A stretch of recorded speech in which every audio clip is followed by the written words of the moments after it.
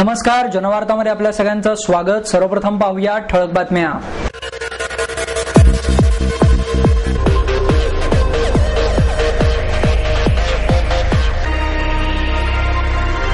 जिहादी संस्कृतीमुळेच पाकिस्तानचा घात झाला, राज्यशास्त्राच्या अभ्यासक मनीषा टिकेकर यांचं प्रतिपादन। शाहीर अण्णाभाऊ साठे यांच्या 42व्या पुण्यतिथीनिमित्त विविध संघटनांच्या वतीने त्यांच्या स्मृतीस अभिवादन। स्वस्त धान्य दुकानदार आणि किरकोळ केरोसिन परवाना धारकांच्या विविध मागण्यांसाठी शनिवारवाडा ते जिल्हाधिकारी कार्यालयावर धडक मोर्चा। जिहादी संस्कृतीमुळेच पाकिस्तानचा घात झाला, असं प्रतिपादन राज्यशास्त्राच्या अभ्यासक मनीषा टिकेकर यांनी केले।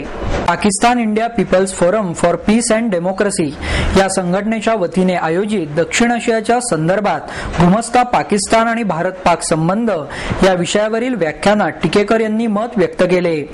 यावेळी ज्येष्ठ पत्रकार जतीन देसाई, प्राध्यापक सुहास पळशीकर, अनवल राजन आदी मान्यवर उपस्थित होते।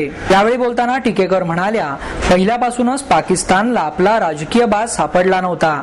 लष्करी राजवट किंवा नागरिक राजवट याबद्दल राज्यकर्त्यांना निर्णय न घेता आल्यामुळे पाकिस्तानचा राजकीय विकास होऊ शकला नाही। पाकिस्तानच्या जन्मानंतर अनेक प्रश्न निर्माण झाले, त्यामुळे राष्ट्र संकल्पनेचा विचार फार कमी प्रमाणात आला। राष्ट्र म्हणून पाकिस्तान स्थिरपणे उभे राहणे भारताच्या हिताचे आहे। पाकिस्तान दुबळा पडल्यास अमेरिकेची दक्षिण आशियाई देशांवरची पकड घट्ट होईल। शेजारी आपण बदलू शकत नाही, त्यामुळे ममत्व नसले तरी समजदारीने संबंध टिकवावे लागणार आहेत, असेही त्यांनी यावेळी सांगितले। यावेळी जतीन देसाई म्हणाले, पाकिस्तानच्या पत्रकारांकडून निर्भीडता शिकण्यासारखी आहे। पाकिस्तान बरोबरच्या संबंधाबाबत खुलेपणाने चिकित्सा करून आणि त्यांच्या समाज आणि संस्कृतीचा अभ्यास करावा, असेही देसाई यांनी यावेळी सांगितले। कार्यक्रमाचे सूत्रसंचालन मिलिंद चव्हाण यांनी केले। शाहीर अण्णाभाऊ साठे यांच्या 42व्या पुण्यतिथीनिमित्त विविध संघटनांच्या वतीने त्यांच्या स्मृतीस अभिवादन करण्यात आले। सामाजिक संघटना आणि दलित संघटनांच्या वतीने सारसबागेजवळील अण्णाभाऊ साठे यांच्या पुतळ्याला हार अर्पण करून त्यांना अभिवादन करण्यात आले। यावेळी दलित युवक आंदोलनाचे प्रदेशाध्यक्ष सचिन बगाडे, लहुजी क्रांती दलाचे सुरेश पवार, दलित राष्ट्रीय काँग्रेसचे शशिकांत गोडे, दलित विकास संघटनेचे रवी आरडे यांच्यासह इतर अनेक कार्यकर्ते आणि नागरिक मोठ्या संख्येने उपस्थित होते। लोकशाहीर अण्णाभाऊ साठे अध्यासनाच्या वतीने पुणे विद्यापीठाच्या मराठी विभागात अण्णाभाऊ साठे यांच्या साहित्यातील स्त्री प्रतिमा या विषयावरील परिसंवादाचेही आयोजन करण्यात आले।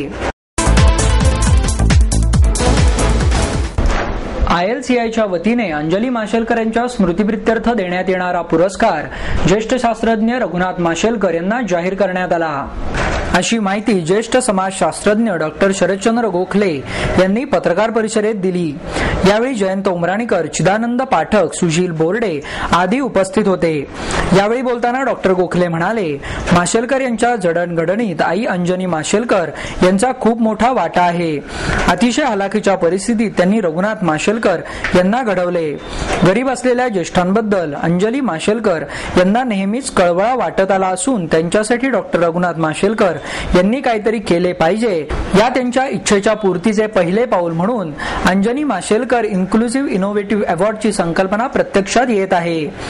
पुरस्कारार्थींची निवड करण्यासाठी प्राध्यापक अनिल गुप्ता, श्रीमती इलाबेन भट, doctor Vijay Bhatkar, doctor SK ब्रह्मचारी, डॉक्टर शरदचंद्र गोखले, प्राध्यापक अरुण निगवेकर आदी मान्यवरांची समिती तयार करण्यात आली आहे। गुणवत्तापूर्ण वयोवर्धनासाठी सहाय्यक ठरणाऱ्या ज्येष्ठ नागरिक संस्थांना BG देशमुख पुरस्कार आणि संस्कृती, कला, संगीत, शिक्षण, क्रीडा आणि साहित्य क्षेत्रात विशेष योगदान देणाऱ्या वयवर्षे 70 पेक्षा जास्त असलेल्या 3 ज्येष्ठ नागरिकांना जीवन गौरव पुरस्काराने सन्मानित करण्यात येणार आहे। BG देशमुख पुरस्कार रोख ₹10,000 आणि जीवन गौरव पुरस्कार रोख ₹5,000 असे या पुरस्कारांचे स्वरूप असणार आहे। स्वस्त धान्य दुकानदार आणि किरकोळ केरोसिन परवाना धारकांच्या विविध मागण्यांसाठी शनिवारवाडा ते जिल्हाधिकारी कार्यालयापर्यंत मोर्चा काढण्यात आला. रॉकेल कोटा वाढवून मिळावा, धान्याचा पुरवठा जाहीर केल्याप्रमाणे दिला जावा, कमिशनमध्ये वाढ करावी, गॅस सिलेंडर त्वरित उपलब्ध व्हावा या आणि अन्य मागण्यांसाठी जिल्ह्यातील स्वस्त धान्य दुकानदार आणि किरकोळ केरोसिन परवाना धारकांनी जिल्हाधिकारी कार्यालयावर हजारोंच्या संख्येने मोर्चा काढला. यावेळी दुकानदारांनी सांगितले की 2000 पासून जे रेशन कार्ड ग्राहकांना दिलेत ते अद्याप बदललेले नाहीत. हे कार्ड दर 5 वर्षांनी बदलतात. केंद्र सरकारकडून येणाऱ्या धान्यात राज्य सरकार प्रत्येक पोत्यामागे 50 रुपये घेतात. शालेय पोषण आहाराचे 2004 पासूनचे कमिशन अजूनही मिळालेले नाही.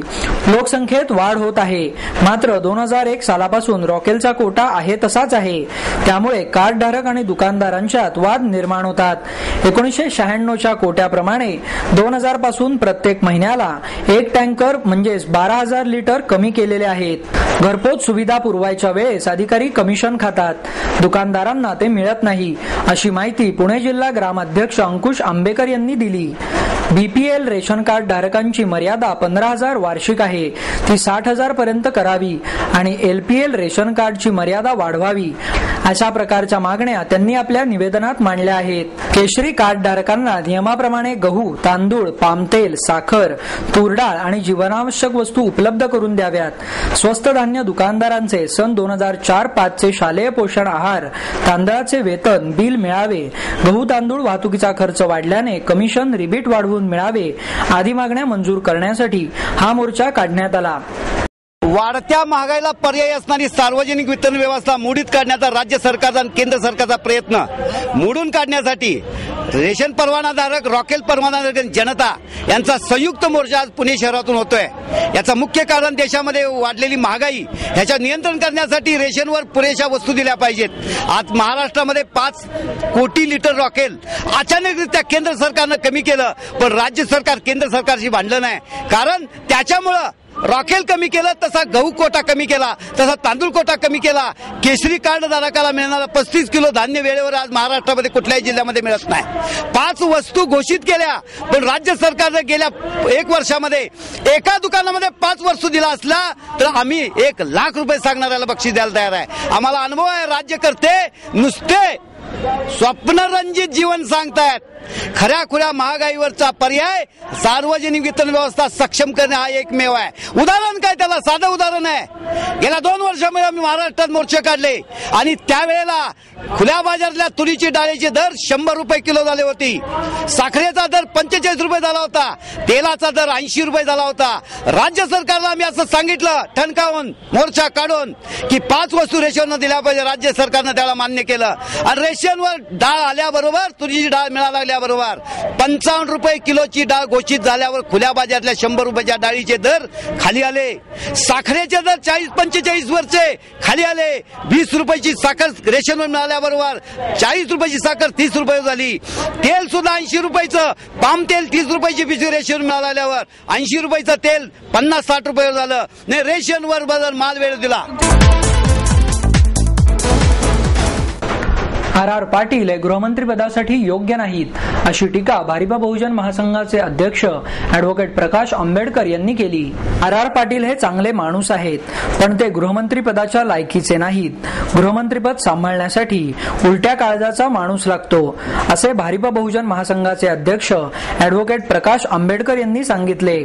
महासंघाच्या पश्चिम महाराष्ट्र विभागीय मेळाव्याचे आयोजन बालगंधर्व रंगमंदिर येथे करण्यात आले. यावेळी ज.व्ही. पवार, बाबुराव पोटभरे, अविनाश डोळस, वसंत साळवे आदी मान्यवर उपस्थित होते.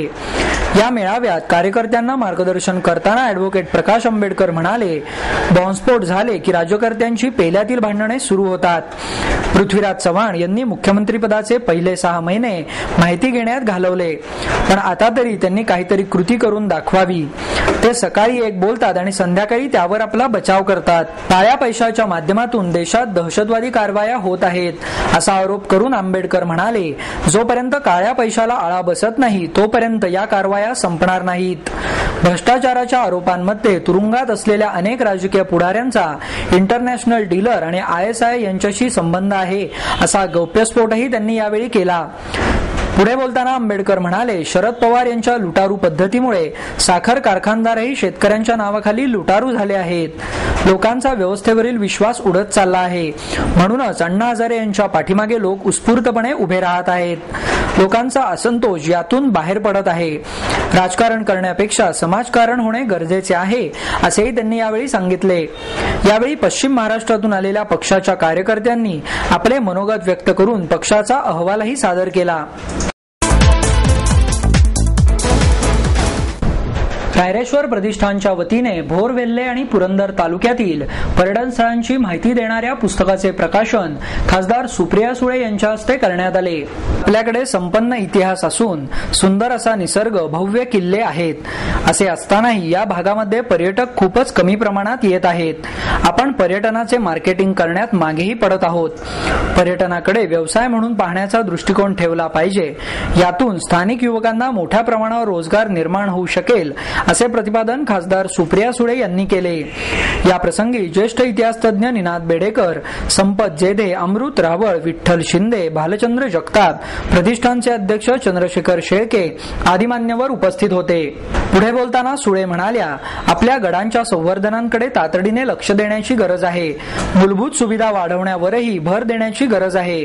भोर, वेल्हा, पुरंदर येथील पर्यटन स्थळांसाठी खास 2 ते 3 पॅकेज करता येतील का, याचाही विचार करायला हवा, असेही त्यांनी यावेळी सांगितले.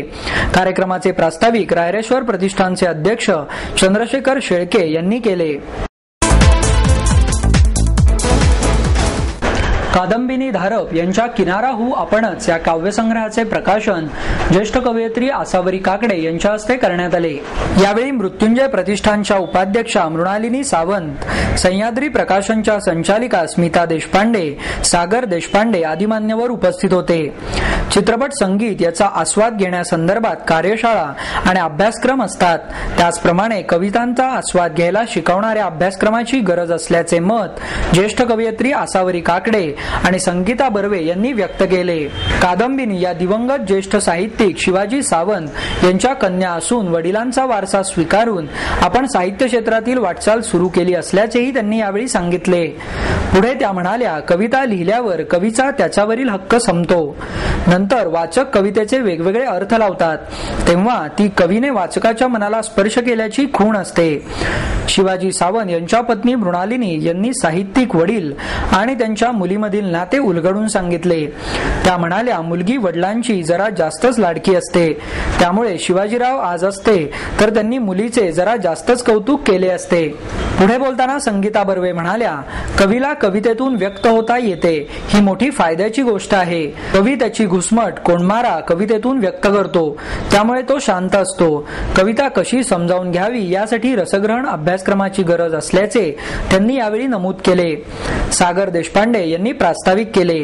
अमिताभ सावंत यांनी सूत्रसंचालन केले, तर स्मिता देशपांडे यांनी आभार मानले.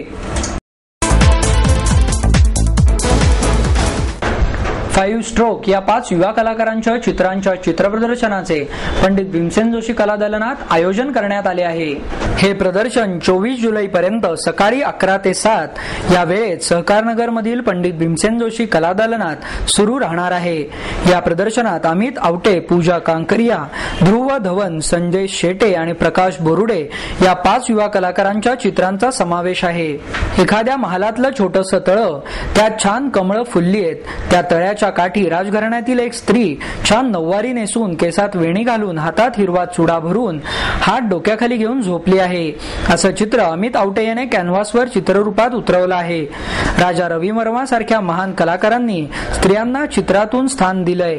शिवाय त्यात जन्मजात शारीरिक सौंदर्यही तितक्याच सुंदरतेने खुलवलंय, पण थोडंसं बोल्ड स्वरूपात उतरवले आहे. एखाद्या शहरातील पावसाळी संध्याकाळ किंवा ऊन पावसाचा खेळ, एका बाजूने जाणाऱ्या गाड्या, शेजारून चालणारी माणसं, असं धुंद आणि मस्त वातावरण रेखाटले प्रकाश बोरुडे याने. या 5ही कलाकारांनी अभिनव कॉलेजमधून चित्रकलेचं प्रशिक्षण घेतलंय. ॲक्रेलिक वॉटर कलर असे रंगप्रकार वापरून रेखाटलेले लँडस्केप, समुद्रकिनारा, पावसाळा असे वेगवेगळे चित्रप्रकार या प्रदर्शनातून पाहायला मिळणार आहेत.